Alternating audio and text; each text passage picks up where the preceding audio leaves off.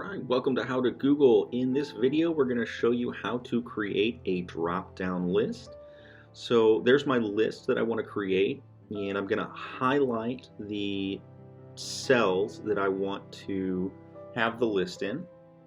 So I'm going to go ahead and highlight that whole section.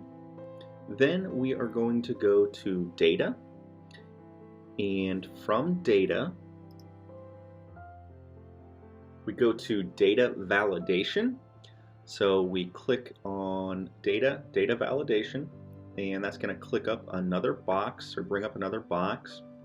And in that box you can see you can select the range we've already got identified, and then you're going to select your criteria or what you want to create the list from.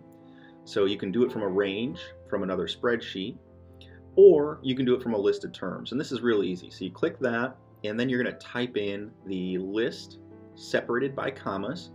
So on this one we use both wholesale, and we put a comma after each, landlord, comma, and then other. And then you decide if you want to show that drop-down list or how you want to do it, and then your data validation. Do you want it to warn them or to actually reject the data?